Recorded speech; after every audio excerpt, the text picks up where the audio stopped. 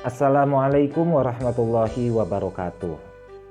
Ananda santri kelas 7 yang dirahmati Allah, kembali lagi kita akan melakukan pembelajaran untuk mata pelajaran PPKN. Di kesempatan pertemuan ini, kita akan membahas materi bab 6 yang berjudul Karakteristik Daerah Tempat Tinggal dalam Kerangka NKRI. Sebelum memulai pembelajaran, marilah kita bersama-sama membaca basmalah. Bismillahirrahmanirrahim. Pembahasan pertama kita yaitu tentang makna sejarah berdirinya Negara Kesatuan Republik Indonesia.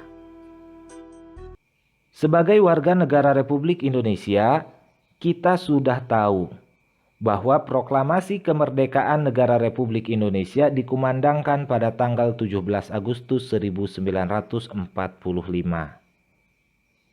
Namun, kita pun mungkin belum tahu apa makna yang terkandung di dalam peristiwa proklamasi kemerdekaan tersebut. Proklamasi kemerdekaan bagi bangsa Indonesia pada hakikatnya adalah sebuah pernyataan kehendak untuk melepaskan diri dari segala bentuk penjajahan bangsa lain dan membentuk negara baru yang merdeka dan berdaulat. Di makna proklamasi tadi, kita melihat ada sebuah kata yaitu merdeka. Merdeka artinya bebas dari segala bentuk penjajahan dan menentukan nasib sendiri. Sehingga negara Republik Indonesia bebas untuk mengatur segala bentuk apa yang ada di negaranya, baik itu wilayahnya, warga negaranya, pemerintahannya, dan lain sebagainya, tanpa harus ada campur tangan dari negara-negara lain. Itulah yang dimaksud dengan merdeka. Bagi bangsa Indonesia, proklamasi kemerdekaan merupakan sesuatu keputusan tertinggi yang karenanya mempunyai konsekuensi politik dan mempunyai arti penting tersendiri. Arti penting dari proklamasi kemerdekaan yang pertama adalah sebagai puncak perjuangan politik. Puncak perjuangan politik di sini artinya puncak dari segala bentuk usaha yang dilakukan oleh negara kita untuk membentuk sebuah negara yang benar-benar merdeka, tidak terikat oleh penjajahan bangsa manapun. Sehingga bangsa kita bebas untuk menentukan nasibnya sendiri. Yang kedua, arti penting dari proklamasi kemerdekaan yaitu sebagai tanda lahirnya negara baru, di mana negara Republik Indonesia menjadi sebuah negara yang benar-benar bisa berdiri sendiri dengan menggunakan peraturan hukum yang dibuat oleh sendiri dan terbebas dari segala bentuk peraturan hukum kolonial atau bangsa penjajah.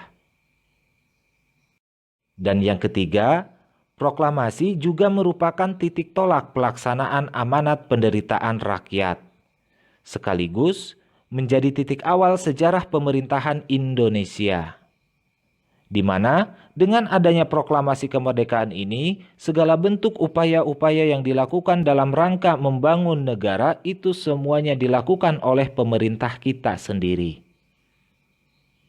Dan negara lain tidak berwenang sedikitpun untuk mengatur atau mencampur tangani segala macam bentuk urusan di negara kita.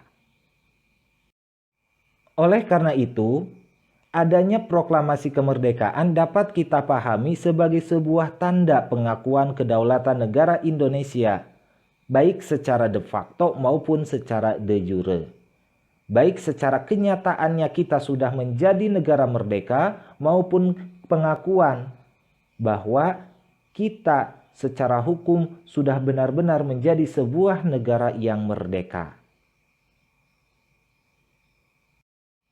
Marilah kita mendengarkan kembali seperti apa pembacaan teks proklamasi kemerdekaan yang dilakukan oleh Insinyur Soekarno.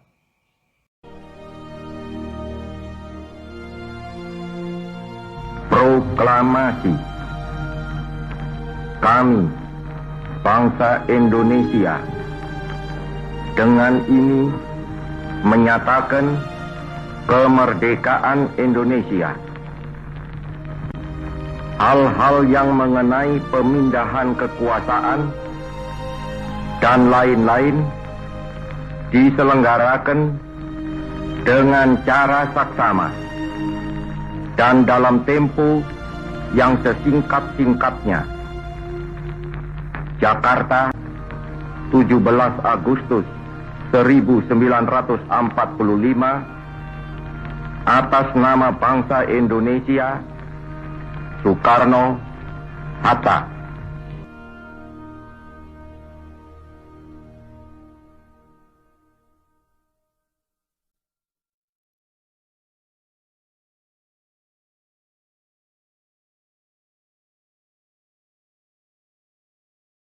Tadi kita sudah mendengarkan bahwa dengan dibacakannya teks proklamasi, maka berdirilah Negara Kesatuan Republik Indonesia, atau yang disingkat NKRI.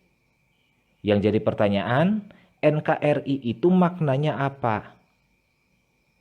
NKRI memiliki makna sebuah paham yang mengatasi paham golongan dan lebih mengutamakan paham kebangsaan, persatuan, dan kesatuan.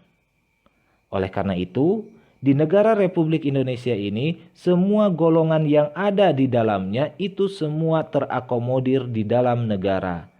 Semua wajib dilayani oleh negara. Semua memiliki hak dan kewajiban yang sama terhadap negara. Itulah NKRI. Lalu bagaimanakah cara kita sebagai warga negara dalam mempertahankan Negara Kesatuan Republik Indonesia yang kemerdekaannya sudah berhasil diraih oleh para pendahulu negara kita? Dalam mempertahankan Negara Kesatuan Republik Indonesia, sikap kita yang pertama adalah dengan menjaga wilayah dan kekayaan tanah air Indonesia. Yang berarti kita harus menjaga seluruh kekayaan alam yang terkandung di dalamnya. Tidak boleh ada sejengkal tanah pun yang ada di Indonesia ini hilang dari wilayah Indonesia. Baik hilang dalam artian direbut oleh negara lain ataupun memisahkan diri dari Negara Kesatuan Republik Indonesia. Selain secara kewilayahan, kekayaan alam yang terkandung di dalamnya pun harus benar-benar dimanfaatkan sebesar-besarnya untuk kemakmuran rakyat. Bukan sebatas untuk kemakmuran segelintir orang saja, baik dari kalangan penguasa maupun dari kalangan pengusaha. Namun, kekayaan alam tersebut harus benar-benar menjadi sebuah alat untuk mencapai kemakmuran seluruh rakyat Indonesia. Yang kedua, menciptakan ketahanan nasional. Setiap warga negara menjaga keutuhan, kedaulatan negara, dan mempererat persatuan bangsa. Hal ini berfungsi agar negara kita tetap kokoh berdiri sebagai sebuah negara yang berdaulat. Karena dengan menjadi sebuah negara yang berdaulat penuh, mengutamakan persatuan dan kesatuan bangsa, maka kita bisa menjadi sebuah negara besar yang mampu mencapai tujuan atau cita-cita kehidupan bernegara kita, yaitu membentuk sebuah negara yang merdeka, bersatu, berdaulat, adil, dan makmur. Yang ketiga, menghormati perbedaan suku, budaya, agama, dan warna kulit. Perbedaan yang ada akan menjadi indah jika terjadi kerukunan, bahkan menjadi sebuah kebanggaan karena merupakan salah satu kekayaan bangsa. Yang harus kita ingat, berbeda itu bukanlah sebuah ancaman. Berbeda juga bukan sebuah alasan bagi kita untuk saling bermusuhan. Berbeda bukan menjadi sebab yang akan dapat melemahkan kita sebagai bangsa Indonesia. Namun, perbedaan yang ada harus kita hormati dan harus kita sadari bahwa dengan berbeda kita bisa saling melengkapi satu dengan lainnya. Dan itu menjadi sebuah kekuatan besar bagi kita sebagai bangsa Indonesia untuk membangun negara ini. Yang keempat, mempertahankan kesamaan dan kebersamaan. Sebagai bangsa Indonesia, kita memiliki kesamaan memiliki bangsa, bahasa persatuan, dan tanah air Indonesia. Memiliki Pancasila, UUD 45, dan Sang Saka Merah Putih. Itulah kesamaan kita.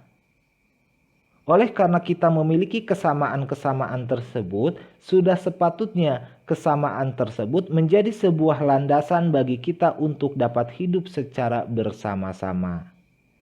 Kebersamaan tersebut dapat kita wujudkan dalam bentuk mengamalkan nilai-nilai yang terkandung di dalam Pancasila dan UUD 45. Kita bisa bayangkan, jika seluruh warga negara Republik Indonesia benar-benar mengamalkan ajaran dari Pancasila beserta Undang-Undang Dasar 1945, maka kita bisa menjadi sebuah negara yang besar, sebagaimana tadi yang sudah disebutkan.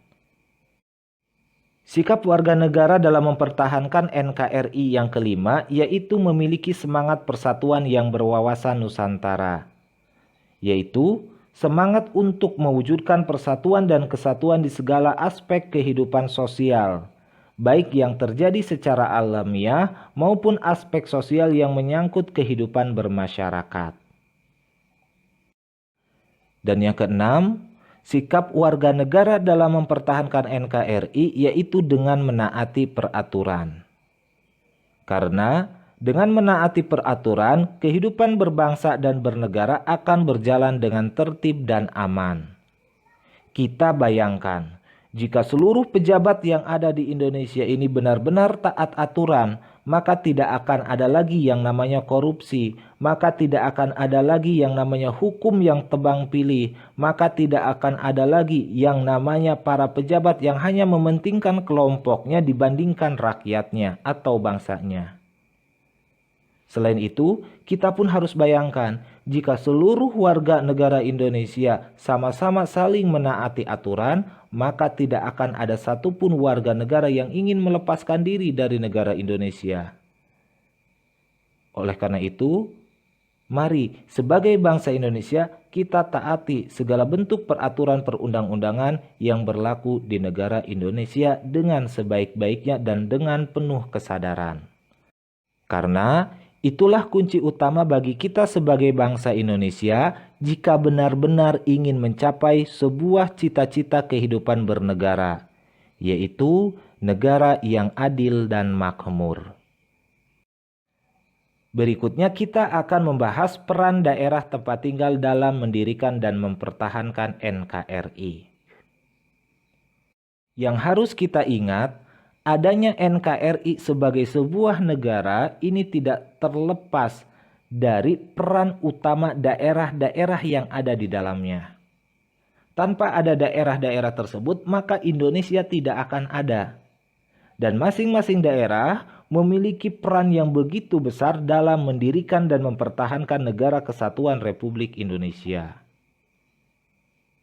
Lalu daerah-daerah mana saja yang dikenal memiliki peran dalam perjuangan yang begitu luar biasa dalam mendirikan dan mempertahankan NKRI ini? Pertempuran hebat yang terjadi di daerah Indonesia yang pertama yaitu di Surabaya. Di Surabaya pernah terjadi sebuah pertempuran hebat yang melibatkan TNI, pemuda Surabaya, dan seluruh warga Surabaya dalam mengusir tentara sekutu yang ingin kembali menguasai wilayah Indonesia khususnya Surabaya. Namun, dengan adanya persatuan dari elemen-elemen masyarakat Surabaya tersebut dan juga diiringi dengan semangat dan pekikan takbir, maka pasukan sekutu berhasil diusir dari tanah Surabaya.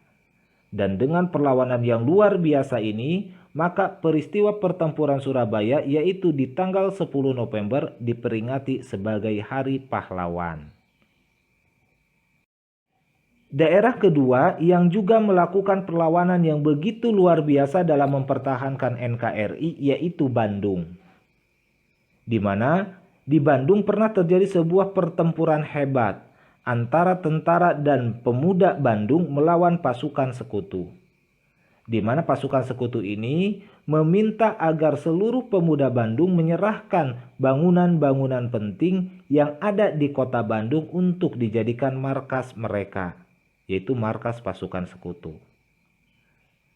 Pemuda Bandung akhirnya bersedia untuk meninggalkan Bandung.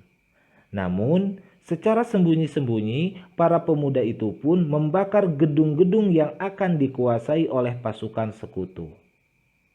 Sehingga proses pembakaran dari gedung-gedung tersebut sampai sekarang kita kenal dengan peristiwa Bandung Lautan Api. Perlawanan di daerah dalam rangka mempertahankan NKRI juga terjadi di Ambarawa, di mana dalam perlawanan ini pasukan negara Republik Indonesia dipimpin langsung oleh Panglima Besar Sudirman atau Jenderal Sudirman. Yang keempat, ada pertempuran di Sumatera atau juga dikenal dengan pertempuran Medan Area. Yang kelima, ada pertempuran Merah Putih di Biak. Dan yang keenam, ada pertempuran Merah Putih di Manado. Itulah contoh-contoh perlawanan yang begitu luar biasa yang terjadi di berbagai daerah di Indonesia dalam upaya mempertahankan NKRI dari upaya pihak-pihak negara lain yang mencoba untuk menguasai wilayah Indonesia yang walaupun pada saat itu negara Republik Indonesia ini sudah memproklamasikan kemerdekaannya.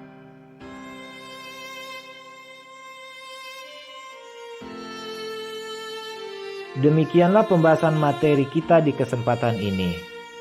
Semoga kita bisa benar-benar meneruskan cita-cita perjuangan dari para pendiri negara, yaitu untuk membentuk sebuah negara yang merdeka, bersatu, berdaulat, adil, dan makmur. Sebelum menutup pembelajaran, ada sebuah catatan yang dapat kita jadikan sebagai bahan refleksi bersama. Proklamasi kemerdekaan Indonesia bukanlah tanda selesainya perjuangan. Kemerdekaan adalah tanda perjuangan harus lebih keras lagi untuk menjadikan Indonesia sebagai rumah bersama. Terima kasih. Billahi taufik wal hidayah. Wassalamualaikum warahmatullahi wabarakatuh.